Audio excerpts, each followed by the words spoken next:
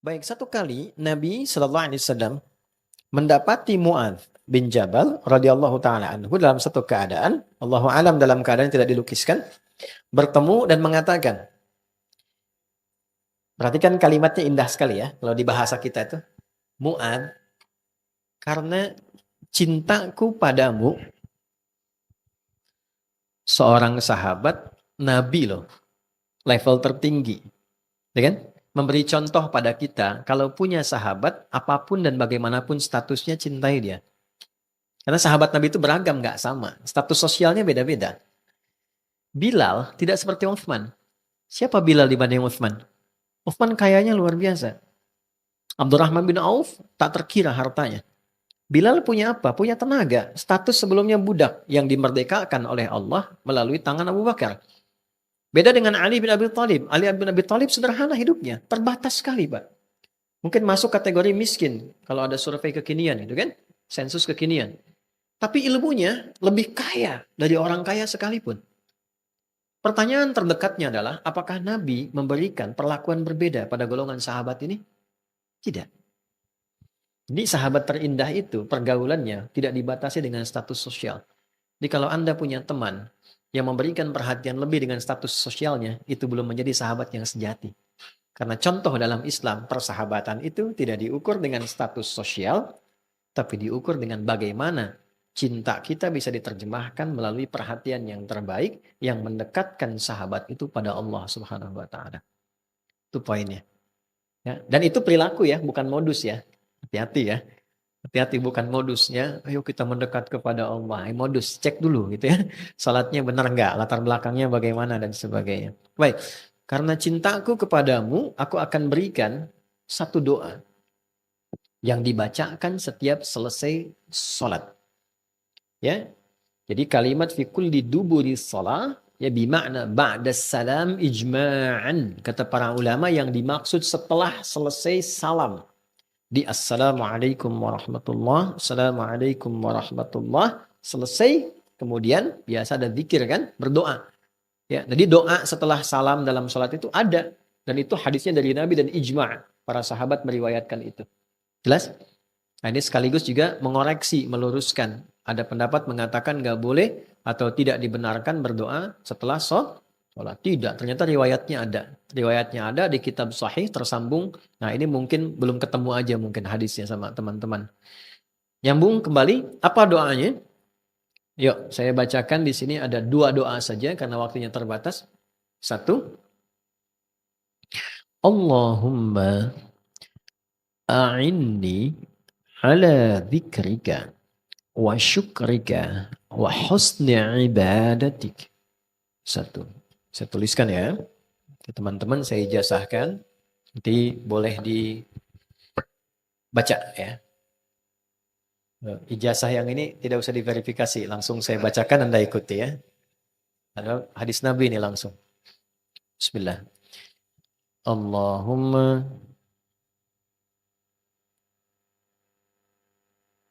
a'inni. Bismillah. A'inni ala dzikrika wa syukrika wa husni ibadatik. Lihatnya campur-campur aja ya. Allahumma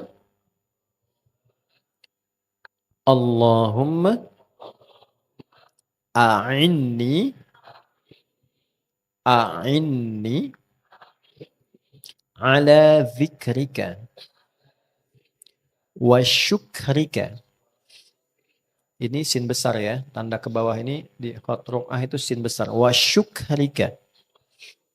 Ya. Wa husni ibadatik. Baik ya.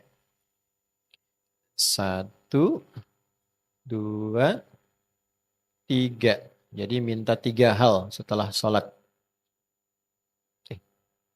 Oke, pelan-pelan. Kita masuk ke adabnya dulu. Allahumma. Oke, nggak usah diulang. Oke, apa artinya? Allahumma, ya Allah. Apa artinya ya Allah? Allahumma. Baik.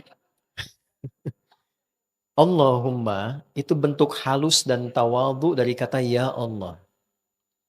Oke. Ya Allah itu bentuk netral, kalimat netral yang secara fitrah ditanamkan pada jiwa manusia untuk keluar, diekspresikan saat mendapati situasi-situasi tertentu. Ya Allah, untuk mengkonfirmasi dia makhluk yang bertuhan. Itu fitrahnya demikian. La yaqulunnallah, dia akan berkata ya Allah. Contoh, teman-teman yang perempuan, ibu misalnya, mau keluar terus mendung gelap gitu kan? Apa yang diucapkan? Ya Allah, mendung kan? Nah, terus mau keluar, mau berangkat nih pengajian sekarang. Lihat macet tuh. Apa komennya? Ya Allah, macet. Kan? Gitu kan? Itu fitrah kan? Dia keluar, bisa ekspresinya itu yang standar. Bisa Allahu Akbar, macam-macam. Ya, saya pernah lihat satu tayangan di video di YouTube. Ada di agama teman-teman kita di agama lain, di tempat ibadahnya. Terus tokohnya sedang khutbah, tiba-tiba gempa. Tuh jamaahnya bilang, Allahu Akbar, katanya. Secara fitrah keluarnya. Nah, jadi kata-kata ya Allah itu konfirmasi kita bertuhan. Bahkan kepeleset pun bilang ya Allah kan. Jalan kepeleset kan ya Allah gitu ya. Itu konfirmasi kita bertuhan. Makanya itu kalimat netral yang umum. Nah, dalam doa, kalau kita ingin lembutkan kalimatnya pada bentuk tawadhu yang merendahkan diri kita, doa itu kan minta dari yang rendah ke yang tinggi kan.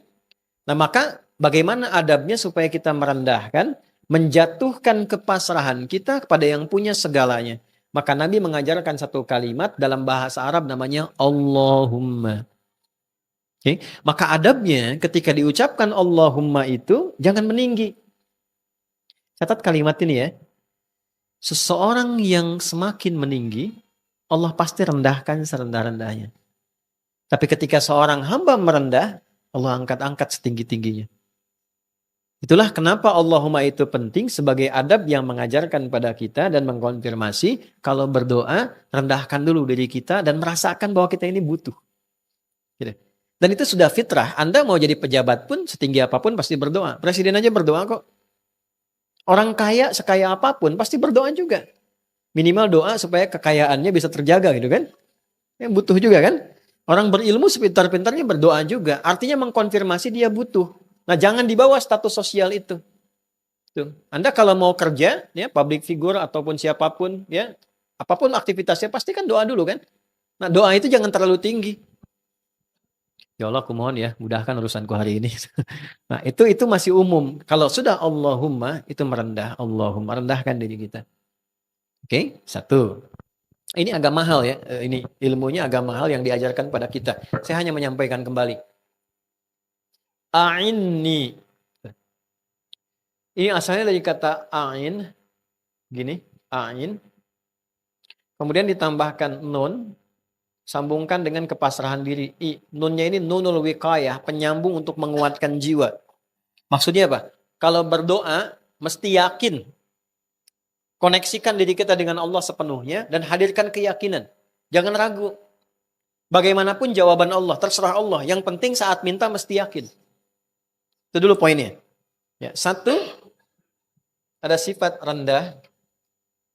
Merendahkan diri kita. Merendah diri itu hanya pada Allah ya.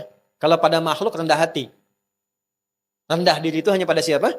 Allah. Karena kita merendahkan diri sepenuhnya. Sujud itu kan menapakkan yang terhormat di kepala ke lantai. Itu kan perendahan diri sepenuhnya. Rendah diri di kalangan manusia tidak boleh. Karena itu lambang dari pesimis untuk manusia. Tapi rendah diri di hadapan Allah itu kehormatan. Iblis itu menjadi iblis ketika tidak merendahkan dirinya. Disuruh sujud dia nggak mau. Disuruh sujud dia menolak. Baik ya? Nah kita bedanya dengan makhluk tadi, kita diminta merendah, kita merendah. Adab doa, rendahkan dirimu sepenuhnya. Yang kedua, hadirkan keyakinan sepenuhnya dan koneksikan, sambungkan diri kita sekhusyuknya. Minta dengan khusyuk, yakin punya Allah, sampai merasa punya Allah. Di berdoa itu jangan cuma di sini, maaf. Jangan cuma di lisan. Sambungkan kalimat doa itu sampai terasa pada jiwa, sampai ke sini. Ya, sampai kita merasa doa itu hadir pada jiwa kita, sampai di sini. Ini 3 ini ya, ini penting sekali. Ini hal yang paling dasar, jangan sampai begini. Nanti setelah diajarkan, Anda tanya, Ustadz saya sudah minta kok nggak dikabulkan. Yang saya khawatirkan bukan masalah permintaannya, adabnya hilang. Ini nggak ada. Baik ya, jadi yang pertama, rendahkan diri kita. Yang kedua, hadirkan keyakinan pada jiwa kita dengan seyakin-yakinnya bahwa hanya Allah yang mampu mengabulkan doa ini, bukan yang lain. Baik ya? Yang ketiga, koneksikan diri kita sepenuhnya dengan Allah. Makanya salah satu keterangan doa disampaikan setelah sholat. Kenapa pasca sholat? Karena sedang terkoneksi, baru dilatih. Kan dalam sholat itu bahasa Arab untuk mewakili makna terhubung, tersambung. Dari kata silah, wasola, sampai. Silah itu koneksi yang kuat yang sulit diputuskan. Kenapa ibadah ini disebut sholat? Karena sholat itu menghubungkan kita dengan Allah sehingga terhubung dan sulit dipisahkan. Ciri orang berhasil sholat, pasca sholat, dia punya hubungan, keterhubungan dengan Allah. Ingat itu kan terhubung. Di mana ditemukan surat 4, ayat berapa? 103.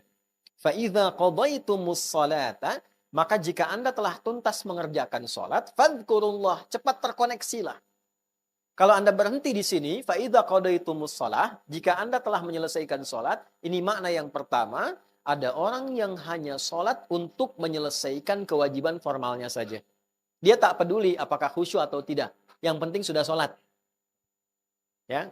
Nah, kalau nggak disebutkan kapan, siapa, dan di mana, ini menunjukkan di setiap masa akan ada orangnya.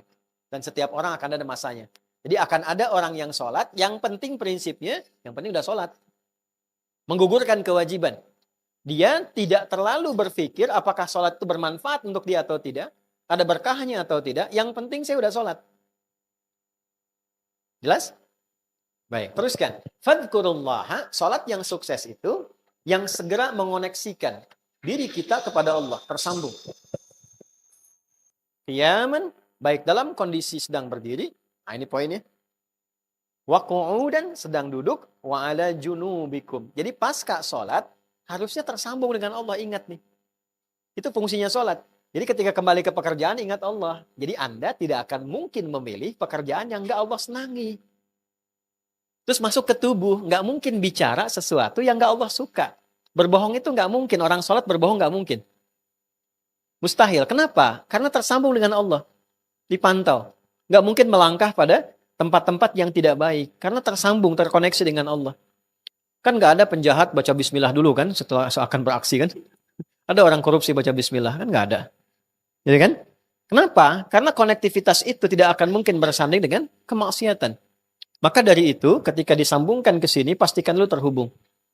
Ya, satu, setelah merasa nyaman, merasa punya Allah, kita merendah, baru kita bacakan. Nah, yang diminta itu 3. 1, Allahumma a'inni. A'in itu beda dengan misalnya asta'in. Iyyaka na'budu wa iyyaka nas. A'in itu permohonan ingin cepat. Ya Allah, aku yakin dengan kuasa-Mu. Aku yakin hanya Engkau lah satu-satunya Tuhan yang aku sembah yang akan menjawab doaku.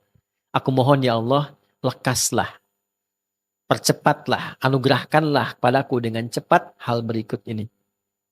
Nah, teman-teman nanti coba cek ya, setiap nabi yang berdoa di dalam Al-Quran, yang ditampilkan maksudnya dalam Al-Quran, itu algoritmanya tidak keluar dari 3 bagian ini. Mereka punya keyakinan yang luar biasa, mereka khusyuk terkoneksi dengan Allah dan merendahkan diri kepada Allah dengan harapan yang kuat. Nanti Anda bisa cek setiap doa-doa, di antaranya terkumpul di satu surah misalnya Al-Anbiya, surah 21 dari ayat 83 sampai 90. Ada doanya Nabi Zakaria, doanya Nabi Ayyub, doanya Nabi Yunus, doanya Sayyidah Maryam, dikumpulkan di situ. Dengan 3 pembuka ini. Oke, sudah paham, kita masuk pada bab yang ini. 1, A'inni ala dzikrika. Ya Allah, aku mohon padamu dengan segala kerendahan diriku sebagai hamba. Dengan keyakinanku bahwa Engkau pengabul doa. Mohon ya Allah, anugerahkan padaku dengan segera. 1, kemampuan untuk selalu terhubung denganmu. Kemampuan untuk selalu terhubung denganmu, berzikir kepadamu. Zikir itu terhubung. Saya kasih logika begini.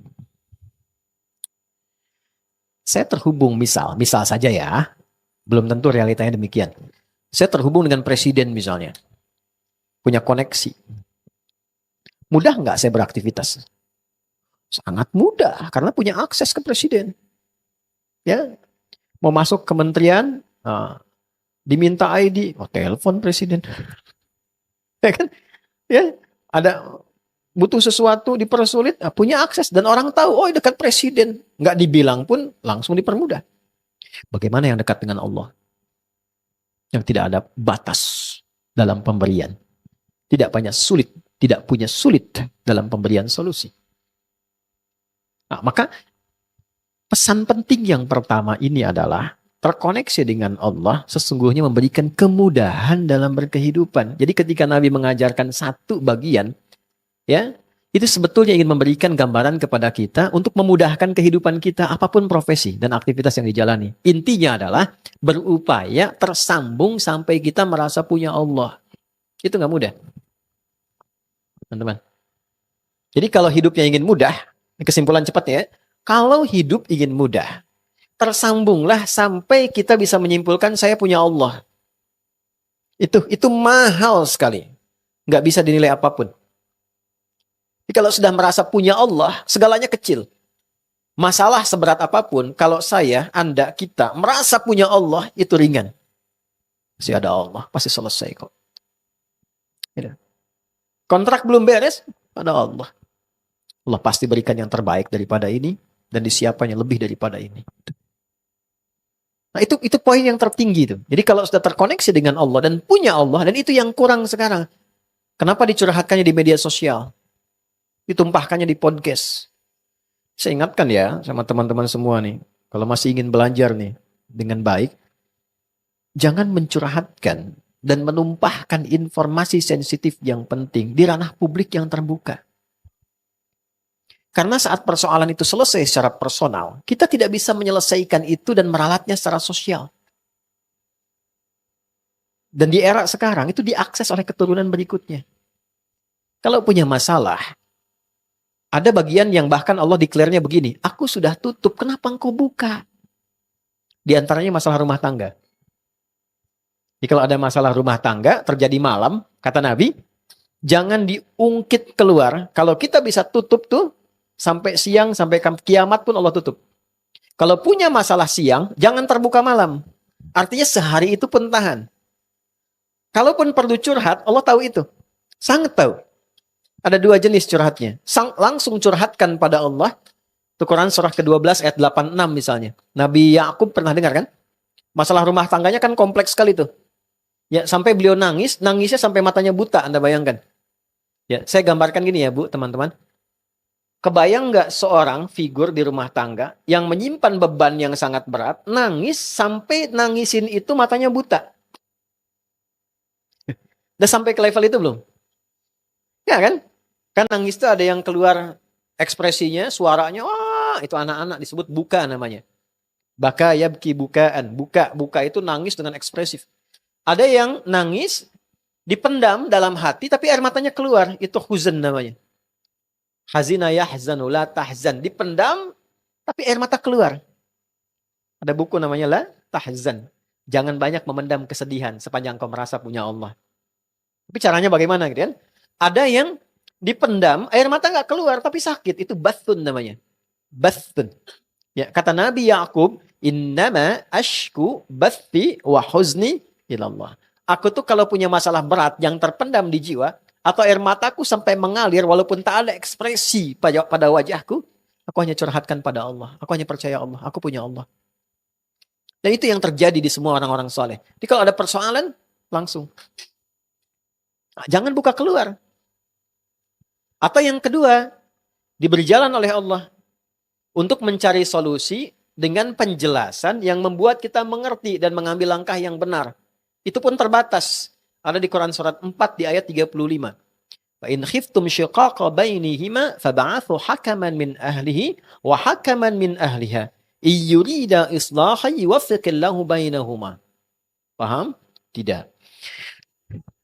Jika Anda punya persoalan serius di rumah yang berpotensi memecah Anda, maka carilah orang bijak dari keluarga yang bisa mewakili dua keluarga. Cari orang bijak cerita. Sehingga bebannya nggak sendirian.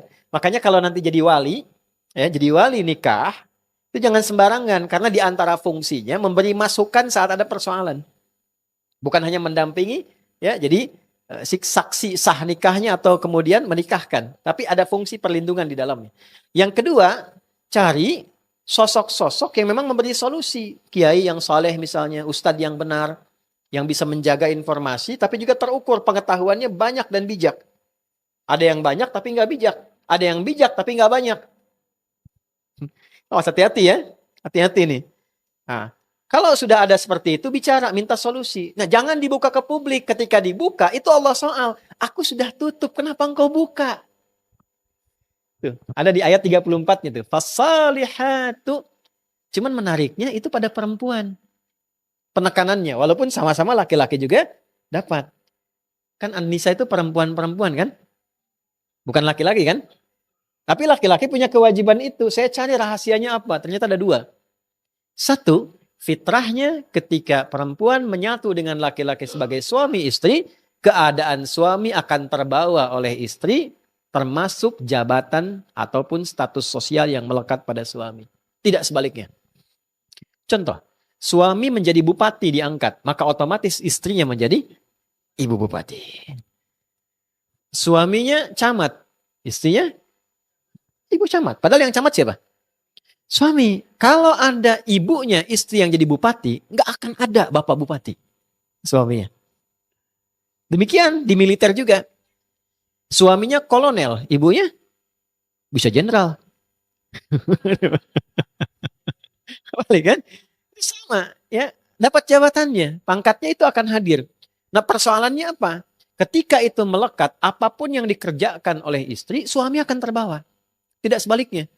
Suami punya jabatan misalnya kan, jabatan publik.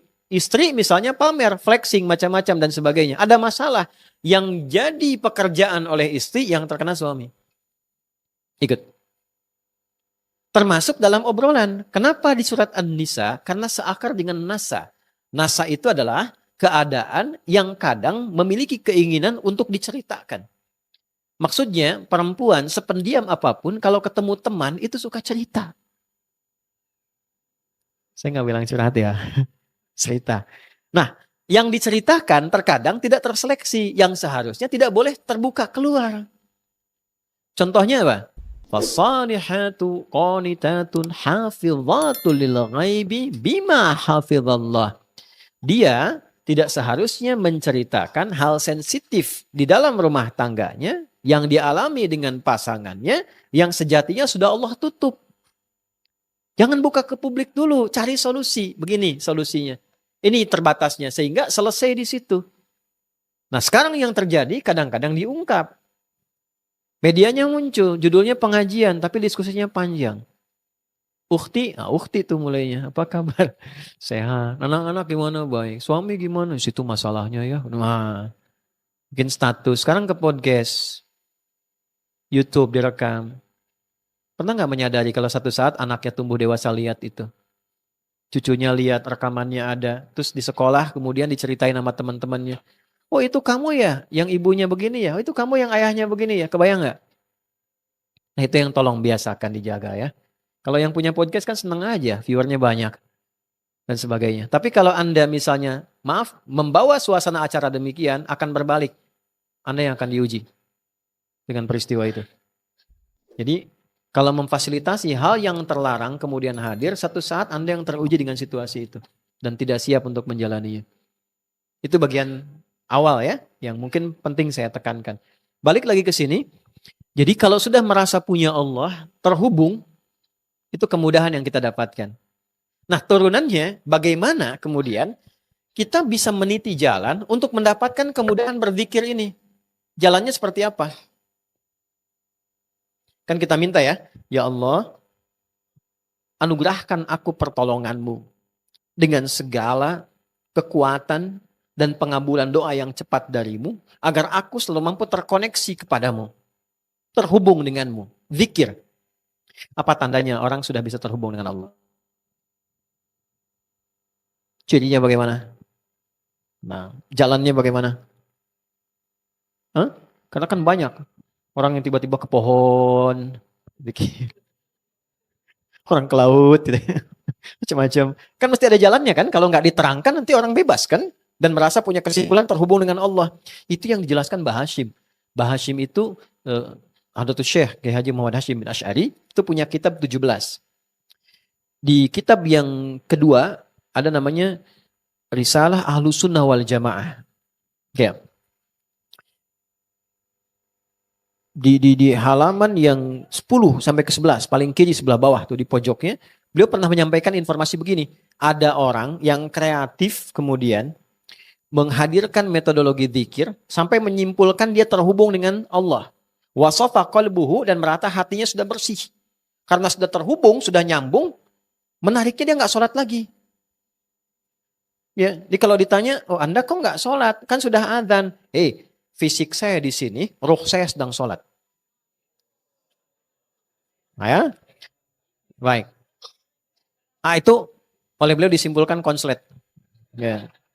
Sedang ada masalah itu bid'ah kata beliau dan itu menyesatkan. Ya, itu terjadi. Oleh karena itu perlu diberi jalan kan, diberi ruang. Ada tempatnya, ada jalannya supaya benar caranya. Maka dikeluarkanlah, ditampilkan dalam Al-Quran karena kita minta sama Allah, ditampilkanlah oleh Allah jenis-jenis zikir yang menjadikan kita tersambung kepada Allah. Nah, saya sampaikan di sini barangkali 3 saja supaya cepat. 1. Sabar ya ngajinya ya. 1, namanya kalimat thayyibah. Ya, zikir yang algoritmanya itu kalimat thayyibah.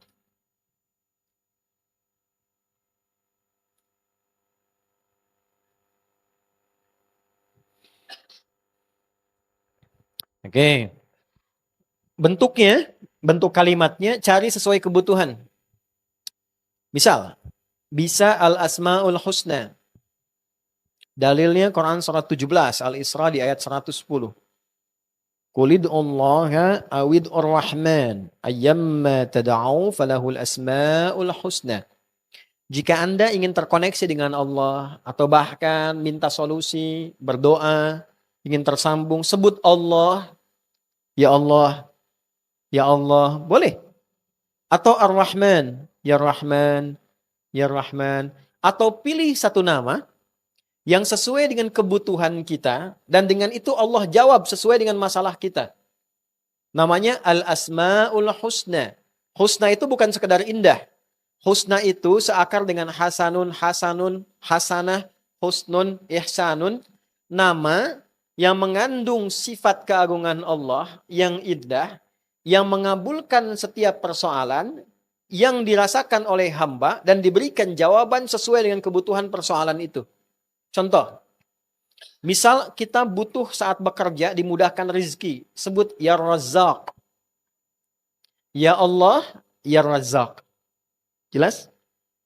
Misal, sedang belajar anak-anak, ingin ditambahkan pengetahuan yang kuat, sebut ya Allah, ya Alim, pemilik pengetahuan. Misal, sedang ada persoalan yang tak mudah, kita minta solusi, dibukakan kemudahan, kelancaran, kesulitan dihilangkan. Al-Fattah. Ya Allah, Yal Fattah. Misal, ingin mendapatkan kelapangan hati sehingga setiap persoalan bisa diterima dengan lapang, dengan tenang. As-Sabr. Ya Allah, ya Sabar. Sedang punya masalah, pengen sabar, sebutkan Ya Allah, ya Sabar. Ya Allah, ya Sabar. Nah, disebutkan bukan hanya di lisan karena zikir. Zikir itu kan tersambung. Lisan itu pengucapan yang diungkapkan untuk membantu supaya hati tersambung. Sebutkan sekali, 2 kali, 3 kali, sampai hati merasa nyambung. Makanya Nabi kasih latihan 33 kali, sampai nyambung. Masa disebutkan 33 kali nggak ingat juga? Ikuti, kerupuk. Ikuti, kerupuk. Kerupuk. Kerupuk. Kerupuk. Kerupuk. Ulangi. Ingat gak kerupuk? 5 kali. Masa subhanallah, alhamdulillah 33 kali nggak ingat Allah juga? Butuh berapa kali lagi? Ya, nah, kadang setiap kita bisa berbeda. Makanya ada orang datang, ulama yang tahu, yang peka bilang, baca 100 kali ya. Yang ini baca 20 kali ya, ini baca 30 kali ya. Kenapa? Dengan latihan sampai ke situ hati nyambung. Jelas ya? Nah, tapi baca sesuai kebutuhan. Ingin menghafal al-asmaul husna nggak apa-apa. Tapi kalau ingin mohon, cari yang paling efektif yang sesuai dengan kebutuhan kita. Ya, kalau nggak butuh ya sober, nah minta masalah tuh. Karena lawannya kan masalah. Gitu ya? Paham ya? Oke. Misal yang kedua, ada lagi misalnya kita ingin meminta kesuksesan yang membuat segala itu menghadirkan keindahan, kebahagiaan dan Allah ridha. Masya Allah. Ya, Masya Allah. Ingin dibebaskan dari was-was yang membuat kita sering ragu dalam ibadah. Subhanallah. Ingin diberikan kelapangan syukur. Dengan syukur itu nikmat nambah terus. Alhamdulillah. Latihan sampai kita tersambung dengan Allah. Itu kalimat thayyibah. Itu latihannya. Dua, Al-Quran. Oh, nggak ada yang lebih indah dari Al-Quran. Insya Allah. Al-Quran itu dahsyatnya. Jangankan kita baca. Dengar orang baca, sudah ingat Allah kita. Coba buka Murattal tuh. Syekh Sudes baca Quran. Masyadir Rasid baca Quran. Syekh Surem baca Quran. Dibaca, langsung menghujam ke hati kan. Tep, langsung ingat tuh. Tiba-tiba ada yang nangis, ada yang tenang, baru dibacain. Itulah indahnya Quran. Apalagi baca sendiri. Apalagi sedang punya masalah. Ambil wudhu, bawa mushaf. Buka. Dahsyatnya, kadang baru buka. Itu ayat yang terbuka sesuai dengan apa yang kita alami. Kadang-kadang demikian. Baca. Kalau tahu kemuliaan ayatnya, baca ayat-ayat yang sesuai dengan kebutuhan kita. Misal sedang punya masalah yang kompleks, yang orang kadang juga meragukan itu, kadang mencela kita, kadang membuat kita pesimis, keluarkan ad-duha dengan al-insyirah. Sedang ada masalah di rumah, pergaulan, belum kompak dengan kakak, dengan adik dan sebagainya, keluarkan surat Yusuf. Ya. Misal ada persoalan di pekerjaan dan sebagainya, ingin dimudahkan, baca surat Al-Waqi'ah. Keluarkan. Kalau belum tahu, beli buku-buku yang terkait dengan itu. Kan sudah banyak sekarang bahasa Indonesianya. Baca dulu, sedang gundah, sedang apapun, ingin terkoneksi dengan Allah, ini. Kalau tak tahu, Al-Fatihah. Ya, betul, Al-Fatihah. Karena itu ringkas intisari Al-Quran di Al-Fatihah. Bacakan, sampai kita merasakan bahwa jiwa kita sekarang tersambung dengan Allah. Kita punya Allah, maksudnya itu. Saya punya Allah. Bacakan itu. Ya, jelas ya? Itu Quran. Upayakan Al-Quran. Nggak ada yang paling indah bacaan itu selain Al-Quran. Kalau nggak percaya silahkan ya. Anak-anak, teman-teman, anak-anak kita semua boleh diajarin Quran tuh. Terus misalnya teman-teman pulang dari kantor ya. Atau dari pekerjaan tuh. Kena macet, pusing apa. Tiba-tiba lihat anak atau cucu. Usia 3 tahun, 4 tahun. Dia sedang mengulang-ulang. Walaupun ayat itu biasa. Qul huwallahu ahad. Itu hilang semua penatnya. Yang ada cuma pengen meluk. Gitu ya. Gitu. Itu luar biasa. Pernah nggak ngantar ke sekolah baca Quran sama-sama? Barengan. Ya sebentar ya. Gitu ya. 5 menit ya. Pernah nggak gitu ya? Coba barengan baca Quran sampai terkoneksi. Oke, yang terakhir, yang ketiga pada bagian pertama ini. Sholat. Dan saya akhiri di sini. Nanti penjelasan setelah penjelasan. Karena sudah ada panggilannya. Sholat.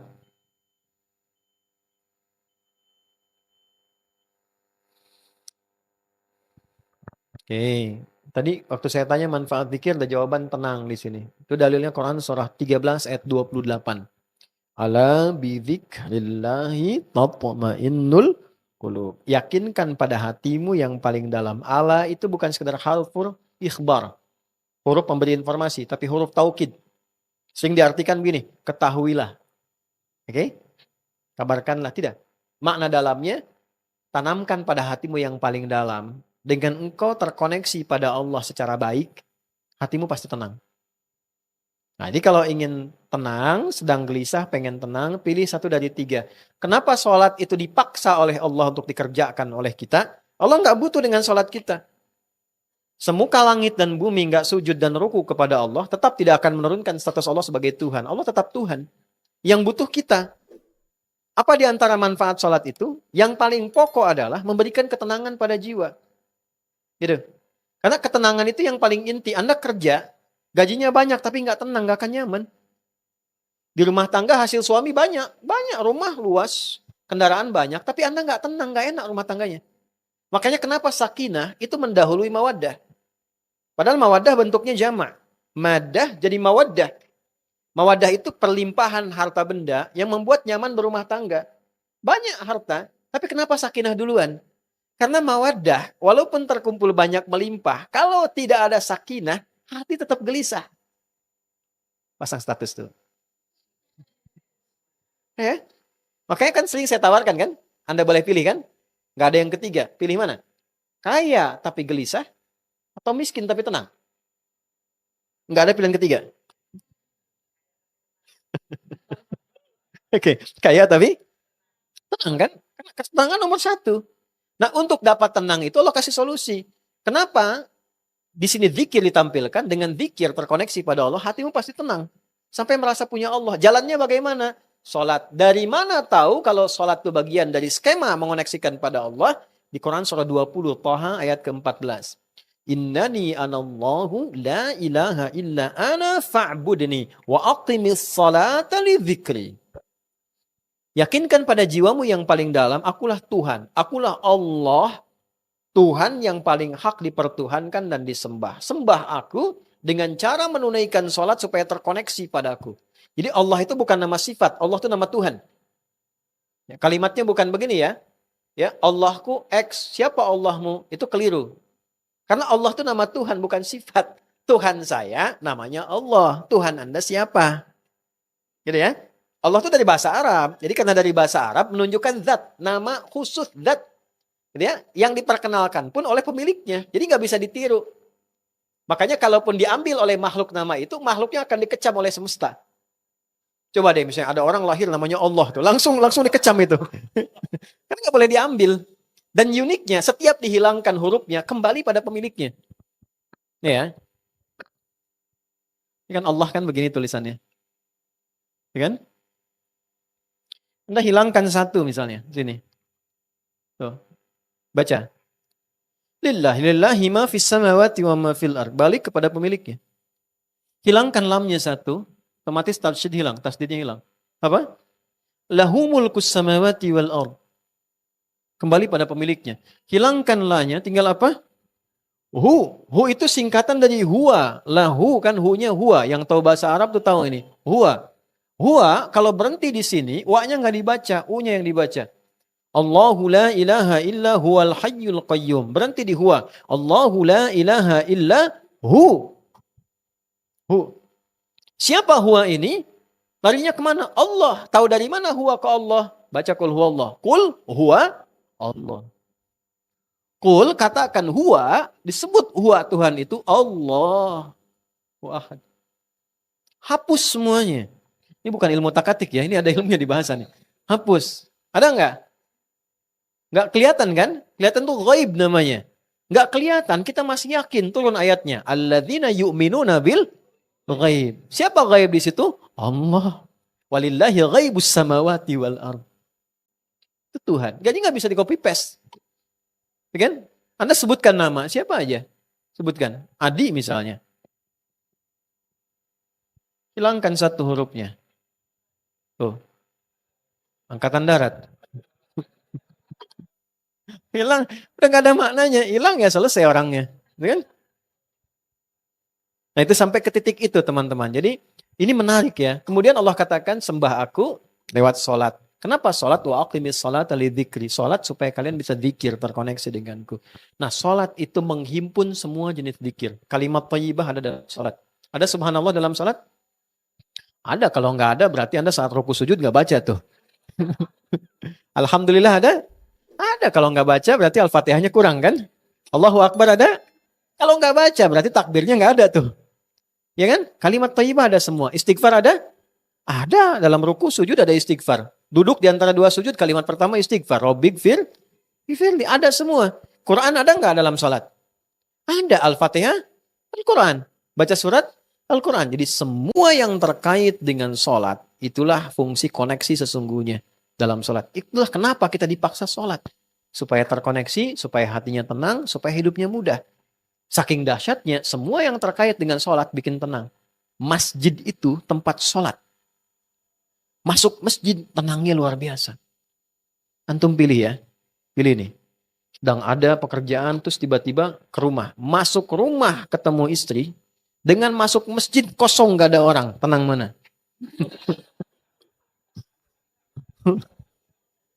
Istrinya di masjid. Tapi lain kan? Masuk masjid lain kan? Tenang kan? Masuk masjid tenang, duduk, nyaman dan sebagainya. Jadi semua yang terkait dengan sholat enak. Gaul sama orang-orang sholat pun tenang. Jadi bergaulah dengan orang-orang yang biasa sholat, itu tenang hati Anda. Tenang. Demi Allah saya katakan tenang. Oleh karena itu coba hadirkan sholat di rumah. Semuanya sholat bareng-bareng. Suami jadi imam, istri, anak-anak bareng ikut semua gitu kan. Dengan keluarga itu rasanya akan beda. Auranya akan lain. Satu doa yang langsung diajarkan oleh Nabi dengan nafas cinta kepada sahabat beliau Mu'adz bin Jabal. Yang doa itu terdokumentasikan sampai kita bisa akses kekinian dan menjadi petunjuk terbaik untuk kehidupan. Allahumma a'inni ala dzikrika wa syukrika wa husni ibadatik. Baik, bagian pertama sudah kita ulas. Sekarang kita masuk pada bagian yang kedua. Wa syukrika. Apa itu syukur? Apa itu syukur? Sering kita dengar syukur. Syukur. Apa artinya kurang lebih? Terima kasih. Baik. Syukur itu ungkapan untuk menghadirkan rasa terima kasih kepada Allah atas nikmat yang telah diterima dengan cara menggunakan nikmat itu sesuai peruntukan yang Allah inginkan. Jadi bagian ujungnya tolong di highlight ya. Ungkapan terima kasih kepada Allah atas nikmat yang telah diberikan dengan cara menggunakan nikmat itu sesuai peruntukan yang Allah inginkan. Contoh, mata kita bisa memandang jernih, bagus, sehat. Bersyukur gak? Nah, sekarang kita terapkan. Bagaimana cara bersyukurnya? Kalau sekedar mengatakan terima kasih ya Allah, itu belum syukur. Cara bersyukurnya adalah kita coba gunakan mata ini untuk memandang sesuai peruntukan yang Allah tetapkan. Misal, Allah ingin mata ini hanya memandang yang baik-baik saja.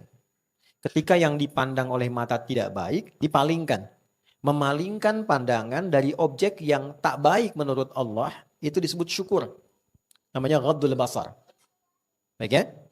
Itu ada di Al-Quran surah ke-24 ayat 30 untuk laki-laki, ayat 31 untuk perempuan. Itulah bentuk syukurnya. Kita diberikan lisan masih bisa bertutur, bicaranya jelas, memahamkan, mudah.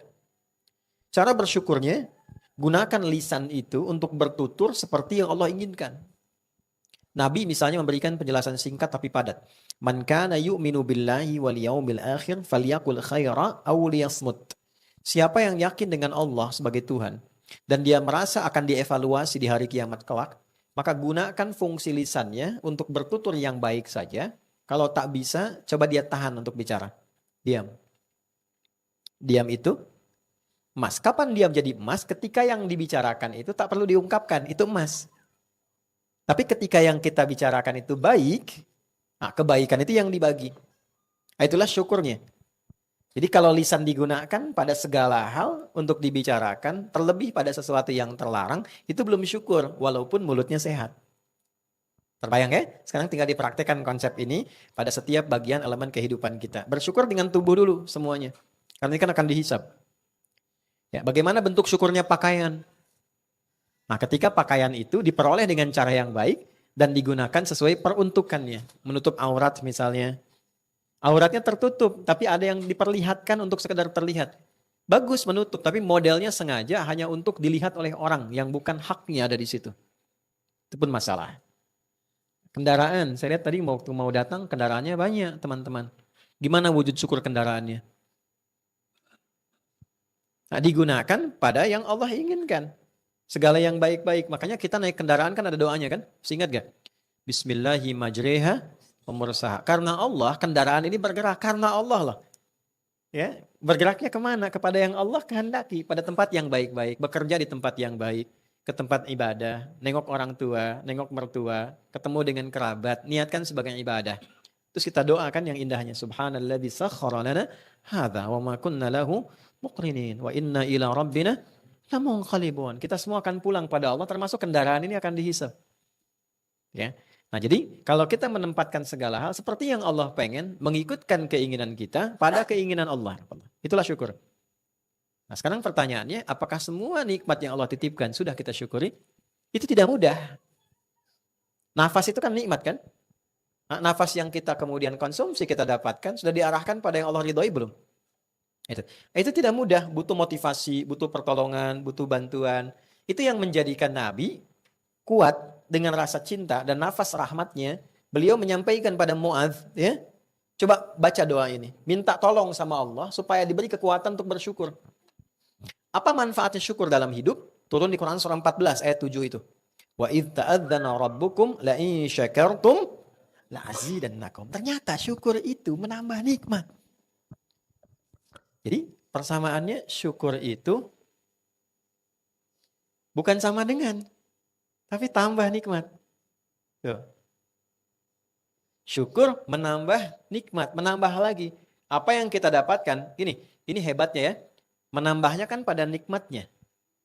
Jadi tidak harus bertambah materinya, tapi kenikmatan atas materi itu terus bertambah. Senang nggak dapat handphone baru? Senang kan?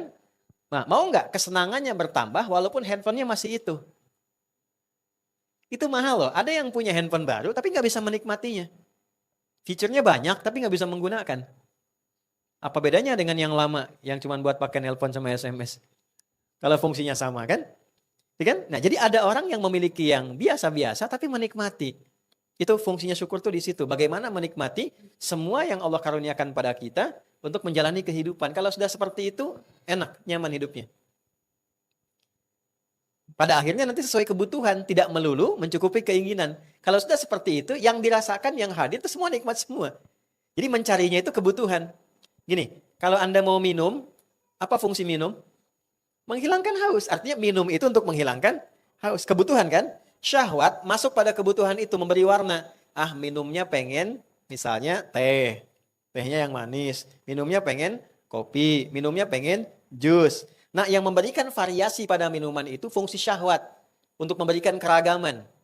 Kenyamanan. Tapi bukan untuk diikuti. Ketika diikuti jadi keinginan. Syahwat itu keinginan kuat yang selalu pengen dipenuhi. Ketika Anda selalu membawa itu pada keinginan untuk dipenuhi, itu artinya Anda terdominasi oleh syahwat. Bukan kebutuhan lagi, tapi keinginan. Ma, aku pengen nasi goreng tuh. Wah, itu ada depan. Gak pengen yang itu ah. Pengennya yang sana aja tuh. Yang di BSD. Bukan BSD sini, Bekasi sonoan dikit tuh. Enak di sana gitu ya. Malam-malam macet-macet, nyampe sana jam 10 tutup.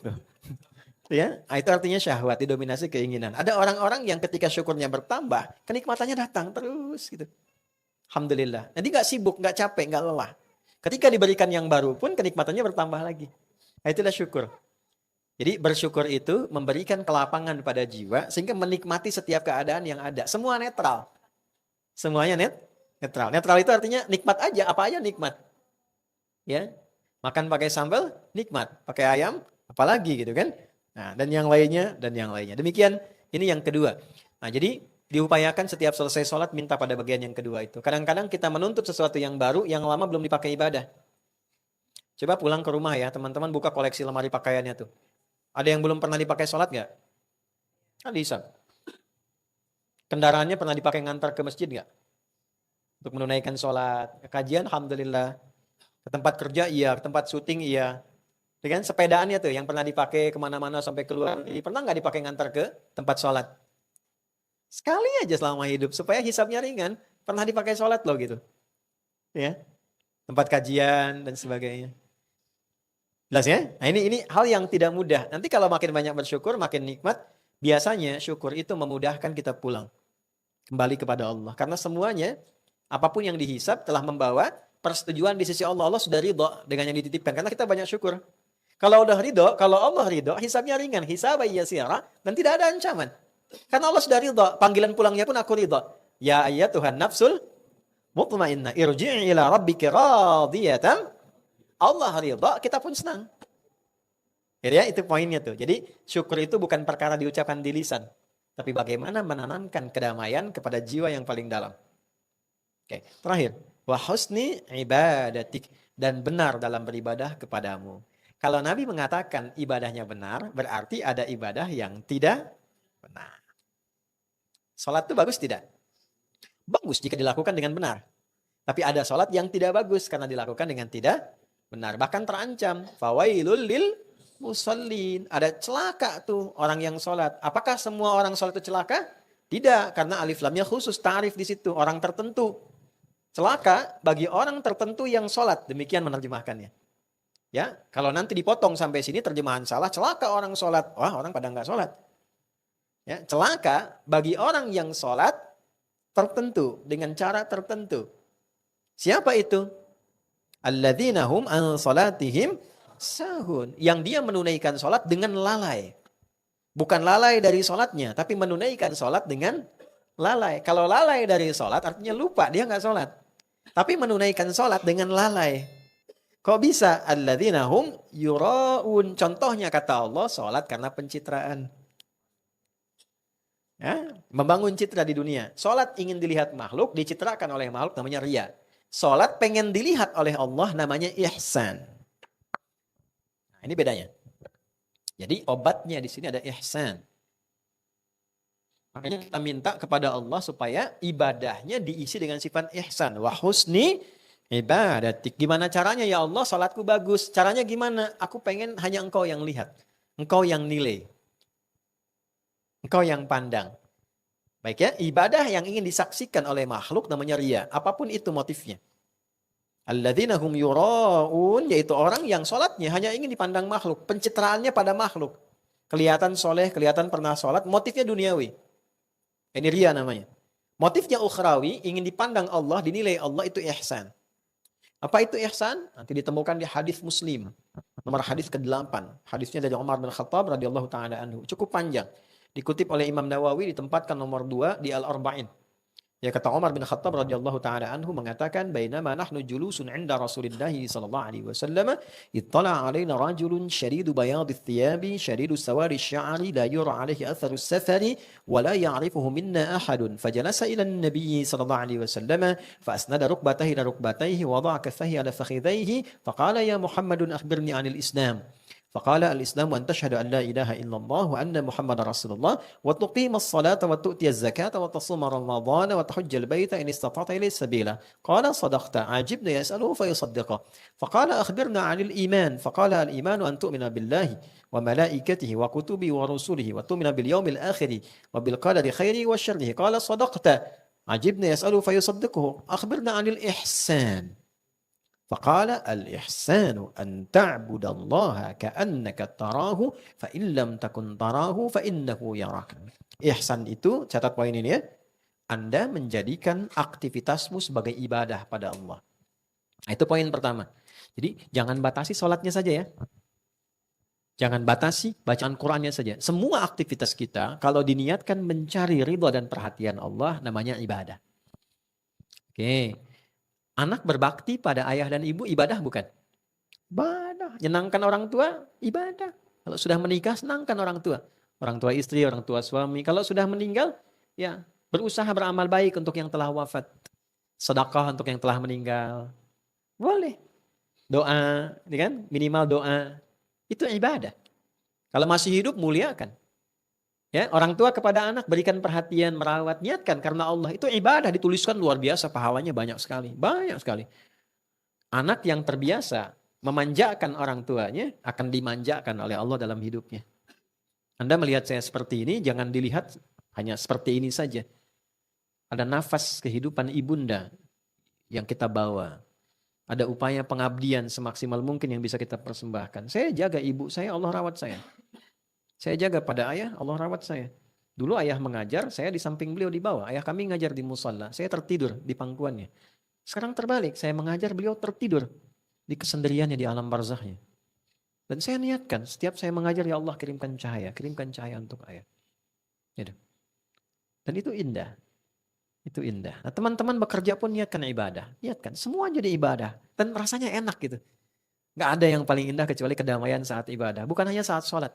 Berumah tangga niatkan ibadah. Jadi kalau yang ditatap pasangan kita titipan Allah, nggak akan semena-mena perlakuannya. Ya, rasakan ketika menatap istri, istri tetap suami, rasakan titipan Allah. Itu saat akan ditanya. Pada anak-anak demikian. Berusaha. Anak menatap orang tua, rasakan saat dihisap, titipan Allah nih. Jadi sesuatu. Saya pulang malam, anak tanya, istri tanya, Buya pulang jam berapa? Jam sekian. Tadi berangkat saya ditanya, pulang jam berapa? Mungkin malam, mungkin tengah malam. Nanti jam 9 biasa video call. Tanya, jam berapa Buya pulang? Jam sekian. Pulang, mereka sudah tidur semua. Apa yang saya lakukan malam? Tatap satu-satu, lihat istri, anak-anak semua. Tanya, ya Allah ketemu lagi nggak gitu kan di akhirat nanti. Belum tahu kita. Betulkan cara tidurnya. Pasangkan selimut, doa, ambil wudhu, sholat, nangis, minta sama Allah. Itu indah. Itu menjaga betul, menjaga betul. Ada apa-apa cepat gitu. Kalau salah paham cepat dibalikinnya. Ada masalah cepat diberikan solusinya. Nggak harus jadi ustadz, semua sama kok, ajarannya sama, nggak dibatasi pada kiai, ustadz dan sebagainya. Ya kan?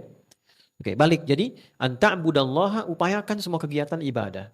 Ka'annaka tarah, fa in lam takun tarahu fa innahu yarak. Seakan kita merasa selalu diawasi Allah. Salat merasa diperhatikan Allah. Nah, tancapkan rasa itu. Saya salat itu diawasin Allah, dilihatin. Walaupun kita tak mampu melihat. Ya, nah itulah ihsan. Lawannya apa? Lawannya riya. Nah, husni ibadatik, memohon pada Allah supaya dibantu setiap ada kegiatan jadi ibadah yang benar. Apa konsekuensinya riya? Riya itu konsekuensi pertamanya amalnya gugur. Haji riya, gugur hajinya. Hati-hati ya. Umrah riya, gugur umrahnya. Infak riya, gugur infaknya. Infak nih, perhatian. Kadang Allah kasih trigger. Misalnya ada kejadian di Sumatera. Ya, orang sebut bencana alam kan? Alam itu apa? Alam itu tanda. Alam itu bahasa Arab.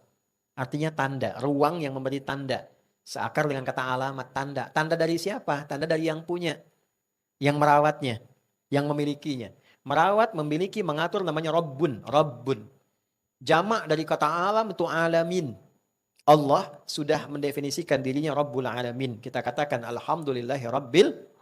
Kalau ada bencana di alam, artinya ada tanda dari bencana itu dari yang punya. Ini loh ada yang tidak tepat, ini ada yang nggak benar, ini harus diperbaiki. Ini ada yang belum tersambung, ada kasih sayang yang belum datang. Dipilih oleh Allah di Sumatera. Ada yang menyaksikan itu mengalami. Ada yang meninggal dengan persaksian mengambil, menjemput tanda Allah sesuai ajalnya. Meninggal, disebut syahid. Maka yang meninggal karena tenggelam, bencana tenggelam dan sebagainya itu syahid. Kalau dia beriman, itu syahid. Apa artinya syahid? Dia menyaksikan ketetapan Allah melalui ajalnya. Maka dituliskan syahid. Ya kan? Tanda yang kedua apa? Ada apa di balik itu? Untuk menelisik sebab. Supaya berubah. Oh ini ada peristiwa A, B, C. Ada tindakan yang tidak benar. Ada kayu yang tiba-tiba menyebar dan sebagainya. Ditelisik dari mana sumbernya, apa masalahnya. Maka turunkan ayat-ayat tentang tanaman, tentang pohon, tentang kebun. 16 ayat dalam Al-Quran. Dihimpun oleh Al-Mundhiri dalam kitabnya At-Targhib wa Tarhib. Di halaman 312 poin diturunkan. Apa dampaknya merawat pohon, tanaman, apa dampaknya kalau pohon dirusak dan sebagainya. Terus. Itu tanda. Kemudian ada tanda kasih sayang. Kadang yang diuji di tempat X, kita yang di Z seperti apa kepekaan kita. Menerapkan sifat keislaman. Hadisnya hafal betul. Al mu'minu lil mu'mini kal bunyani yasuddu ba'dahu ba'dah. Orang Islam, orang beriman satu dengan yang lainnya seperti satu tubuh yang saling menguatkan, seperti satu bangunan, gitu kan? Diuji sekarang benar nggak satu tubuh? Apa perhatiannya? Apa bentuk penguatannya? Nah, muncul itu. Maka balik ke sini kan, setiap pekerjaan yang dilakukan atas dasar motif dilihat, dicitrakan oleh kemanusiaan, oleh makhluk namanya riya. Konsekuensi pertama batal amalannya. Apa contohnya? Al-Baqarah. Ayat berapa? 264. Ada orang infak saat bersamaan riya.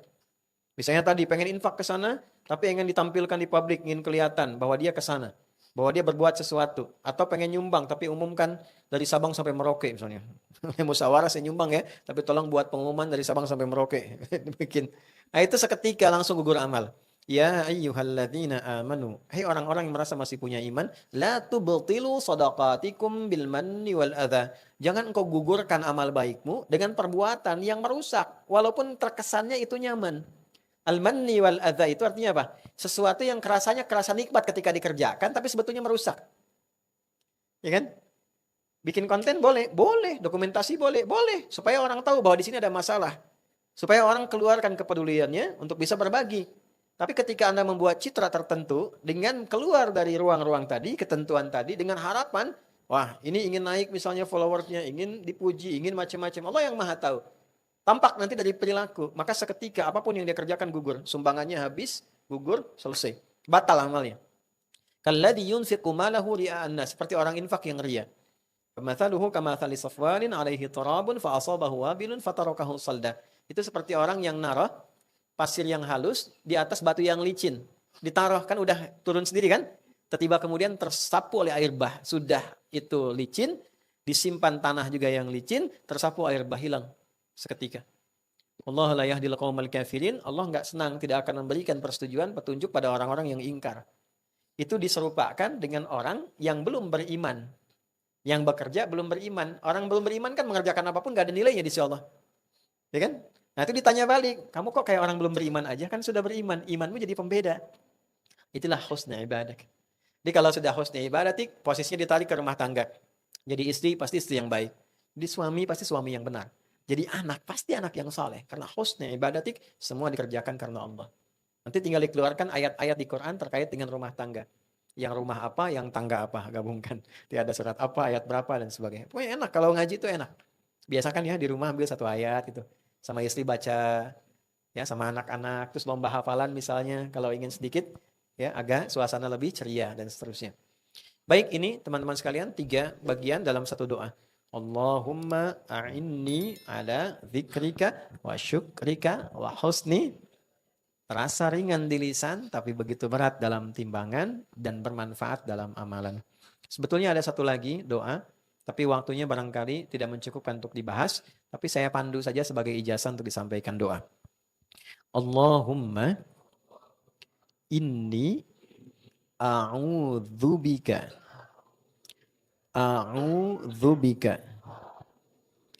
minal kufri wal faqri wa adzabin nar. Ya. Jadi itu 3 bagian. Pada bagian yang kedua dengan 3 bagian lagi. Ya Allah, aku berlindung kepadamu dari kekufuran. Semoga dijaga sampai meninggal tetap beriman. Itu gak mudah, apalagi situasi saat ini. Kata Nabi tuh gini, akan ada masa orang tuh pagi beriman, sorenya bisa kufur. Gak mudah.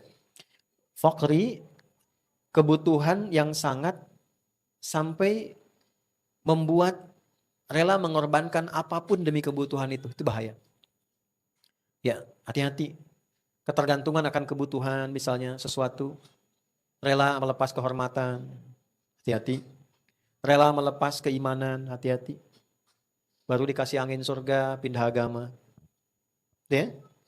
Melamar pekerjaan karena kebutuhan motif tertentu, tiba-tiba meninggalkan sholat, atau bahkan meninggalkan agama, hati-hati. Yang terakhir, adzabil qabri, dunianya aman, tapi kan alam kuburnya belum tentu. Setelah dari dunia kan ke alam kubur kan. Nah, jadi kita minta perlindungan. Kalau aman di dunia, aman di kubur, pasti aman akhirat. Ya, kata Imam Al-Ghazali dalam Ihya itu gini, orang itu tidurnya gimana bangunnya, dan orang bangun gimana tidurnya. Orang tidur gimana bangunnya. Anda bermimpi kan, yang dibawa dalam mimpi aktivitas saat bangun kan. Beraktivitas sekarang tiba-tiba mimpi, ke bawah lagi suasana gini. Karena kepikiran yang saat bangun terbawa dalam tidur. Orang bangun gimana tidurnya. Saat bangun kan kita kepikiran dalam mimpi tadi, dalam tidur. Itu yang dibawa kan? Demikian hidup juga begitu. Alam kubur, gimana kita bangunnya sekarang di dunia. Bangun dari kubur, gimana situasi kuburnya. Kalau kita sekarang baik, di kuburnya baik. Kalau di kuburnya baik, pasti dibangkitkannya pun dalam keadaan yang baik. Itu yang dimaksud Quran surah 19 di ayat ke-15.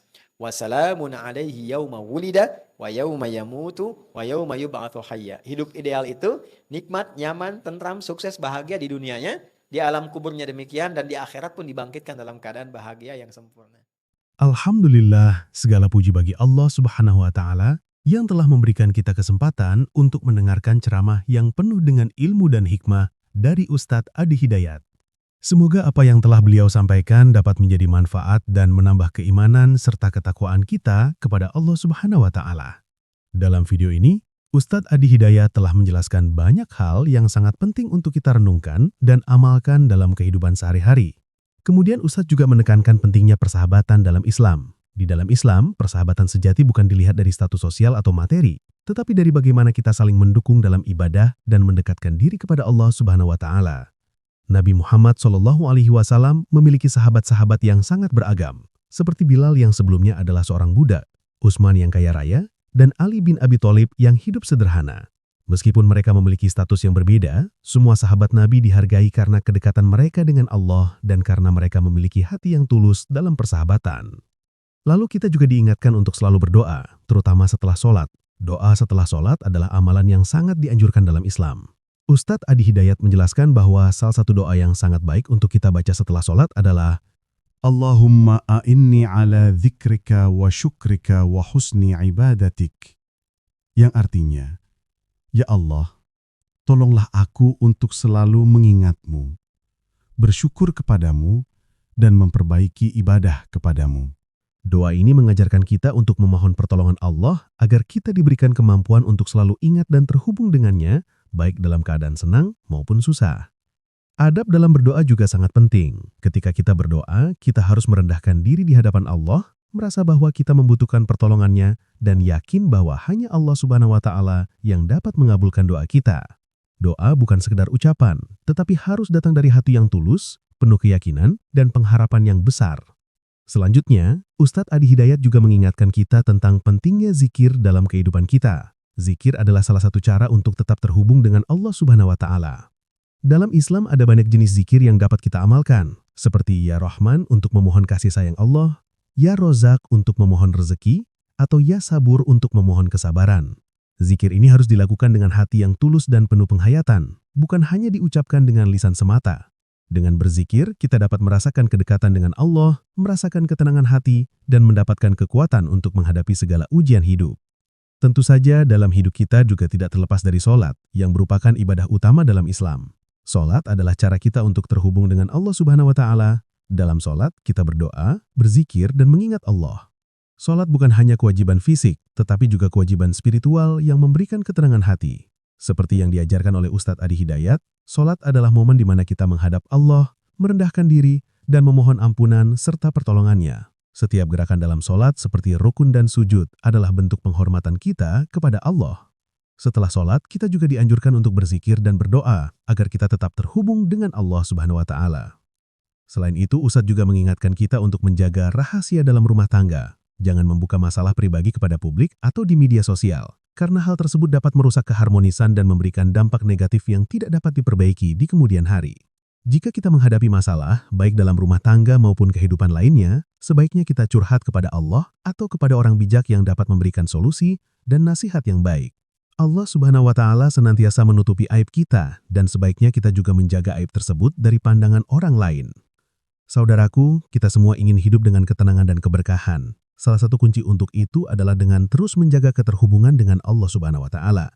Ketika kita merasa terhubung dengan Allah, segala masalah akan terasa ringan, dan kita yakin bahwa Allah akan memberikan yang terbaik untuk kita. Oleh karena itu, marilah kita terus berusaha untuk mendekatkan diri kepada Allah dengan sholat, doa, zikir, dan amal soleh. Semoga kita selalu diberikan kemudahan, kebahagiaan, dan kedamaian dalam hidup. Sebelum kita akhiri, saya ingin mengajak teman-teman semua untuk memberikan dukungan kepada video ini. Jika Anda merasa video ini bermanfaat dan dapat memberikan pencerahan, jangan lupa untuk like, share, dan subscribe channel ini agar lebih banyak orang yang bisa mendapatkan manfaat dari ilmu yang disampaikan oleh Ustadz Adi Hidayat. Selain itu, mari kita bersama-sama mendoakan Ustadz Adi Hidayat agar selalu diberikan kesehatan, keberkahan, dan keberhasilan dalam dakwahnya. Tuliskan doa terbaik Anda di kolom komentar. Semoga Allah Subhanahu wa Ta'ala selalu melindungi dan memberkahi setiap langkah beliau. Terima kasih telah menonton video ini sampai akhir. Semoga apa yang kita pelajari hari ini dapat menginspirasi kita untuk menjadi pribadi yang lebih baik, lebih dekat dengan Allah Subhanahu wa Ta'ala, dan lebih peduli dengan sesama.